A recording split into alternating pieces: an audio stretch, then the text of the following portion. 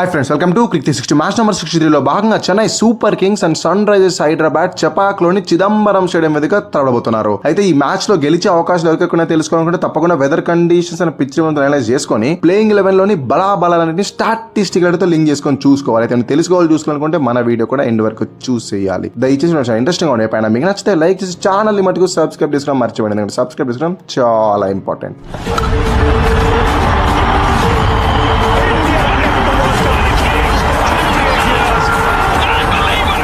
First things first, weather conditions ఎలా ఉంటాయి అంటే లోస్ 30 degrees ఉంటుంది, హైస్ 35 degrees దాకా ఉంటుంది. ఇక వర్షం వచ్చే ఛాన్సెస్ ఏమాత్రమైనా ఉన్నాయా అంటే 30% దాకా రెయిన్ వచ్చే ఛాన్సెస్ అయితే కనిపిస్తా ఉన్నట్లు వెదర్ రిపోర్ట్ అయితే కన్ఫర్మ్ చేస్తా ఉంది. ఇక humid conditions throughout the day 68% ఉంటే మ్యాచ్ జరిగే టైంలో అది 80% దాకా కూడా పెరిగే ఛాన్సెస్ ఉన్నాయి. ఇక వెదర్ కండిషన్స్ ఏమైనా పిచ్ రిపోర్ట్ ని ఇంపాక్ట్ చేస్తాయంటే ఆబ్వియస్లీ పిచ్ లో కాస్త మార్పులు అయితే కనపడతాయి. ఎందుకంటే న్యూనోడ్ చెన్నైలోనే గత 2-3 days నుంచి వర్షం ఎప్పుడు వస్తుందో ఎప్పుడు పోతుందో ప్రెడిక్ట్ చేయని పరిస్థితి. సో దాని వల్ల క్యూరేటర్స్ ఏం చేస్తా ఉన్నారంటే పిచ్ ని అండర్ ద కవర్స్ ఉంచుతా ఉన్నారు కాబట్టి మాయిశ్చర్ క్రియేట్ అవుతుంది. దానివల్ల ఫస్ట్ బౌలింగ్ వేసే టీమ్ కి ఇనిషియల్ 3-4 hours లో హెల్ప్ లభిస్తుంది. సో దీన్ని బట్టి టాస్ గెలిచిన కెప్టెన్ బ్యాట్ ఫస్ట్ చేయాలంటే నో నెవర్, ఎందుకంటే ఫస్ట్ 3-4 hours దృష్టిలో పెట్టుకొని బ్యాట్ ఫస్ట్ చేస్తే తర్వాత డిఫెండ్ చేసుకోవడం చాలా కష్టంగా మారిపోతుంది. ఎందుకంటే స్టేడియం ఉన్నది సముద్రపు ఒడ్డున మెరీనా బీచ్ కి జస్ట్ 1 kilometer దూరంలోనే ఉంటుంది. సో డ్యూ ఫాల్ హెవీగా ఉంటుంది కాబట్టి సెకండ్ ఇన్నింగ్స్ ని మాక్సిమం క్యాపిటలైజ్ చేసుకోవడానికే ఆలోచించాలి. రిగార్డ్లెస్ ఆఫ్ ద స్టాట్స్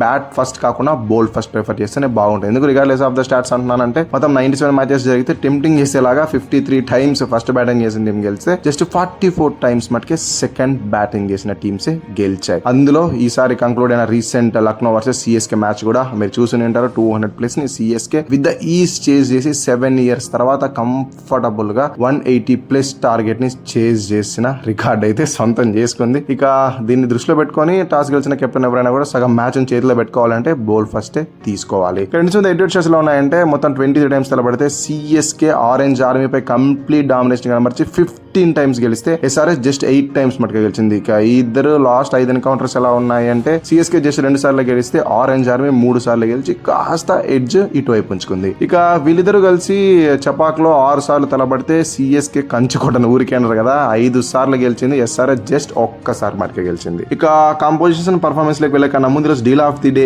ఏంటి అంటే షౌమి పవర్ బ్యాంక్ 20,000 mAh తో వస్తా ఉంది. 33 watt output and 33 watt input తీసుకుంటుంది. సో మీ ఫోన్ ఎంత ఫాస్ట్ గా చార్జ్ అవుతుందో పవర్ బ్యాంక్ కూడా అంతే ఫాస్ట్ గా చార్జ్ అవుతుంది. ప్రెసెంట్ డీల్ ప్రైస్ వచ్చి 1799 అయితే అవుతా ఉంది. మీ వద్ద SBI credit card or SBI debit card గనక ఉంటే 1400 rupees కి ఈ పవర్ బ్యాంక్ దొరుకుతుంది. చాలా కిల్లర్ డీల్. ఎప్పుడైనా అరౌండ్ 2500 దాకా ఉంటుంది ఇప్పుడు డీల్ ప్రైస్, అండ్ దాంతో పాటు కార్డ్ ఆఫర్ కలుపుకొని మీకు 1400 rupees కే ఈ పవర్ బ్యాంక్ అయితే అందుబాటులో ఉంటుంది. ఒరిజినల్ ప్రైస్ 1449 అయితే మీరు అమెజాన్ యూపీఐ నుంచి పేమెంట్ చేసి ఆ ఎక్స్ట్రా 49 కూడా మీకు క్యాష్ బ్యాక్ రూపంలో లభిస్తుంది. కాబట్టి డీల్ ప్రైస్ 1400 గానే మీకు దొరికేస్తుంది. కింద కామెంట్ లో లింక్ పిన్ చేసి పెడితే ఒక్కసారి చెక్ చేసి చూడండి. బ్రాండ్ వాల్యూ ఉంటుంది, దాంతో పాటు క్విక్ గా కూడా చార్జ్ చేస్తుంది. ఇక కంపోజిషన్ పర్ఫార్మెన్స్ లో భాగంగా first Chennai Super Kings composition and recent performance గురించి మాట్లాడుకున్నట్లయితే వీళ్ళు కంపోజిషన్స్ ఎంత బాగా సెట్ చేసుకున్నా కూడా ప్లేయింగ్ 11 లో మార్పు చేర్పులు చేయాల్సి వస్తా ఉంది. దానికి గల కారణం ఏంటి అంటే ఇంజురీస్. ప్రతి మ్యాచ్ లోను ఎవరో ఒకరు చిన్న ఇంజురీ అయినా బారిన పడుతూనే ఉన్నారు. 2 మ్యాచ్లు కంటిన్యూస్ గా గెలిచారు. ఆ 2 మ్యాచెస్ కి విన్నింగ్ కారణం ఒక్కరే అవుతున్నారు అనుకున్న టైంలో ఆ రీజన్ అయిన ప్లేయరే అవుట్ ఆఫ్ ది సీజన్ వెళ్ళిపోతా ఉన్నాడు. ఇనీషియల్ గా ఆయుష్ మాత్రే అద్భుతంగా బ్యాటింగ్ చేశాడు, మ్యాచ్లు గెలిపించాడు, అతను వెళ్ళిపోయాడు. ఖలీల్ అహ్మద్ అద్భుతంగా బౌలింగ్ వేసి మ్యాచ్లు గెలిపించి పెడుతున్న టైంలో అతను అవుట్ ఆఫ్ ది సీజన్ వెళ్ళిపోయాడు. ఇప్పుడు రీసెంట్ గా జేమీ ఓవర్టన్ 2 సార్లు ప్లేయర్ ఆఫ్ ది మ్యాచ్ గా గెలుచుకున్న జేమీ ఓవర్టన్ క్రూషియల్ టైంలో థై ఇంజురీతో దూరం అయిపోయాడు. సో అతని వల్ల లాస్ట్ మ్యాచ్ కాంబినేషన్ చాలా డిస్టర్బెన్స్ వచ్చేసేసింది. ఏకంగా అకీల్ హుసేన్ లాంటి ప్లేయర్ ని వాళ్ళు బెంచ్ పైన పెట్టేసి ఒక ఎక్స్ట్రా పేసర్ ని ప్లేయింగ్ లోనే తీసుకున్నారు ఓవర్ కాన్షియస్ గా. అదే వాళ్ళకి చాలా కాస్ట్లీగా ప్రూవ్ అయింది. ఎందుకంటే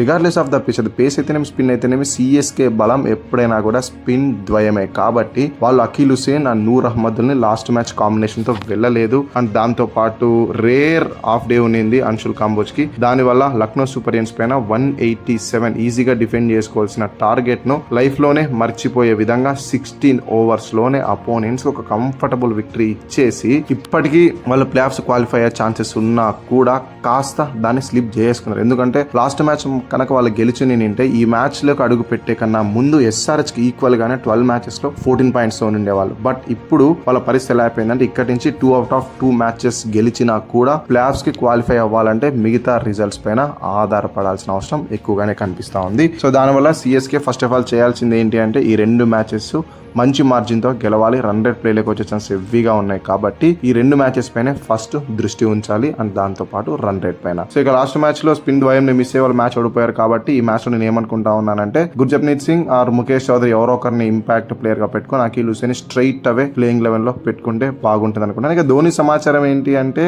చపాక్ చిదంబరం లాస్ట్ గేమ్ ఈ సీజన్, మరి ఈ మ్యాచ్ కైనా వస్తాడా అంటే చాలా వెబ్సైట్స్ బల్ల గుద్ది నో నెవర్ అనే చెప్పేస్తా ఉన్నారు. సో ఈ మ్యాచ్ కనుక ఆడకపోతే నెక్స్ట్ మ్యాచ్ కూడా ధోని ఆడడం కష్టమే అనిపిస్తా ఉంది. ఓవరాల్ గా ఈ సీజన్ లో ఒక్క మ్యాచ్ కూడా ధోని ఎంట్రీస్ చూడకుండానే CSK జర్నీ ముగించాల్సి వస్తుందేమో అని నాకైతే అనిపిస్తుంది. ఇక ఒకసారి ఆ చిన్న చేంజ్ ఒకటి ఇంక్లూడ్ చేసుకొని ప్లేయింగ్ ఎలా ఉంటుందో చూడండి. ఓపెనర్స్ గా as usual Ruturaj Gaikwad and Sanju Samson, Urvil Patel at number 3, Kartik Sharma at number 4, Dewald Brevis at number 5, Shivam Dube at number 6, Prashant Veer at number 7, Akhil Hussain at number 8, Anshul Kamboj at number 9, Noor Ahmed at number 10, Spencer Johnson at number 11, Mukesh Chaudhary or Gurjapneet Singh will be their impact player. So ఇది CSK playing on impact subs. ఇక మన orange army గురించి మాట్లాడుకున్నట్లయితే last match CSK ఎలా అయితే life లో గుర్తు పెట్టుకోలేని ఒక ఓటమి చెవి చూసారో ఆరెంజ్ ఆర్మీ IPL చరిత్రలోనే మర్చిపోవాల్సిన ఒక విజయాన్ని వేరే వాళ్ళకి అందించి వస్తా ఉన్నారు. ఎందుకంటే GT వాళ్ళు 160+ టోటల్ ని బోర్డు పైన పోస్ట్ చేసి దాంట్లో కనీసం సగం రన్స్ కే కంఫర్టబుల్ గా కూడా స్కోర్ చేయనివ్వకుండా ఆరెంజ్ ఆర్మీని 86 రన్స్ కే కుప్పగూల్ చేశారు. సో దాని వల్ల ఆ విక్టరీ GTకి లైఫ్ లో మర్చిపోలేని విధంగా ఉంటుంది. కానీ ఆరెంజ్ ఆర్మీకి మటుకు ఎంత తొందరగా మర్చిపోతే అంత మేలు అనేలాగే ఉంటుంది. ఎందుకంటే 230లు 240లు కొట్టిన టీం జస్ట్ 168 చేజ్ చేయలేకపోయింది అంటే తప్పకుండా అది మెంటల్ ఎబిలిటీని దాంతోపాటు మొరాల్ బూస్ట్ ఇవ్వకోకుండా దెబ్బతీస్తుంది. సో దాన్ని త్వరగా మర్చిపోయి ఈ మ్యాచ్ లోకి అడుగు పెడితే బాగుంటుంది. ఎందుకంటే CSK తో రివర్స్ ఫిక్చర్ లో వీళ్ళు ఫస్ట్ మ్యాచ్ లో ఏం చేశారు, 194 రన్స్ బోర్డు పై నుంచి కంఫర్టబుల్ పొజిషన్ లో ఉన్న CSK పై అద్భుతమైన విక్టరీ సొంతం చేశారు. ఎందుకు కంఫర్టబుల్ పొజిషన్ అంటున్నానంటే CSK బ్యాట్ చేస్తున్నప్పుడు లాస్ట్ 10 ఓవర్స్ వాళ్ళకి కావాల్సిన జస్ట్ 84 రన్స్ మటుకి అప్పటికి ఇంకా 8 వికెట్స్ ఇన్ హ్యాండ్ ఉన్నాయి. అయినా కూడా ఒక అద్భుతమైన విక్టరీ సొంతం చేసుకున్నారు. కాబట్టి దాన్ని వీళ్ళు మైండ్ లో పెట్టుకొని ఇంకొకసారి CSK పైన ప్రెషర్ పెట్టి ఆ 2 పాయింట్లు గనక సంపాదించుకుంటే ప్లే ఆఫ్ కి మరింత దగ్గరగా చేరుకునే అవకాశం ఉంటుంది. ఈ మ్యాచ్ ఓడిపోయిన ప్లే ఆఫ్స్ క్వాలిఫై అయ్యే ఛాన్సెస్ హెవీగానే ఉన్నాయి. బట్ కాకపోతే ఎప్పుడైనా కూడా వేరే వాళ్ళపైన ఆధారపడుకోకుండా మన చేతిలో ఉన్న ఫేట్ ని మనమే సరిదిద్దుకుంటూ వెళ్తే బాగుంటుంది. అండ్ ఇంకొక విషయం ఏంటంటే ఈ మ్యాచ్ అండ్ నెక్స్ట్ మ్యాచ్ కనుక గెలిస్తే SRH టాప్ 2లో ఫినిష్ చేసే అవకాశాలు కూడా హెవీగానే ఉంటాయి. కాబట్టి మన వాళ్ళు ఈ మ్యాచ్ లో ఎలాగైనా కూడా CSK పైన డామినేట్ చేస్తేనే వాళ్ళకి ఎక్కువ అవకాశాలు అయితే ఉంటాయి. ఇక కాంపోజిషన్స్ లో ఏమైనా చేంజెస్ చెయ్యాలా అంటే నాకు తెలిసి పెద్ద అవసరం ఏం లేదు. ఎందుకంటే లాస్ట్ మ్యాచ్ ఓడిపోయాం కదా ఓ పెద్ద డీలా పడాల్సిన అవసరం అయితే ఏం లేదు. బట్ ప్రఫుల్ హించ్ ని దాని తర్వాత హర్ష్ దుబే ఇద్దరిని ఇంపాక్ట్ సబ్స్ గా పెట్టుకొని వాళ్ళు పిచ్ కనుక స్పిన్ కి ఎక్స్ట్రాగా సపోర్ట్ ఇస్తే అప్పుడు హర్ష్ దుబేని ఇన్ చేసుకుంటే సరిపోతుంది. అది మినహాయిస్తే ఆల్మోస్ట్ లాస్ట్ మ్యాచ్ ప్లేయింగ్ లో ఉంటుంది. ఒకసారి ప్లేయింగ్ లో చెప్తే చూడండి ఎలా ఉంటుందో. ఓపెనర్స్ గా as usual Abhishek Sharma and Travis Head, Ishan Kishan at number 3, Smaran Ravichandran at number 4, Heinrich Klaasen at number 5, Salil Arora at number 6, Nitish Kumar Reddy at number 7, Pat Cummins at number 8, Shivang Kumar at number 9, Ishan Malinga at number 10 and Saqib Hussain at number 11. Praful Hinge or Harsh Dube will be our impact player. So ఇది రెండు teams యొక్క playing 11 and impact subs. ఇక గెలిచే అవకాశాలు ఎవరికి ఎక్కువ ఉన్నాయి అంటే లాస్ట్ మ్యాచ్ ఇద్దరు ఓడిపోయి వస్తా ఉన్నారు అండ్ కాంపోజిషన్స్ కూడా ఇద్దరివి ఇప్పటికీ కూడా చూడడానికి బాగానే కనిపిస్తా ఉన్నాయి కాబట్టి కాస్త కాల్ తీసుకోవడం కష్టమే. బట్ రికార్డ్స్ అండ్ దాంతో పాటు హోమ్ అడ్వాంటేజ్ దృష్ట్యా today I will go with Chennai Super Kings. So ఇది వీడియో మనిషి తెలుసుకుందాం. అందరికి సెలవు. థ్యాంక్ యూ సో మచ్ వచ్చిన వీడియో వచ్చితే లైక్ చేసి ఛానల్ మటుకు సబ్స్క్రైబ్ చేసుకోవడం మర్చిపోకండి. ఎందుకంటే సబ్స్క్రైబ్ చేసుకోవడం చాలా ఇంపార్టెంట్.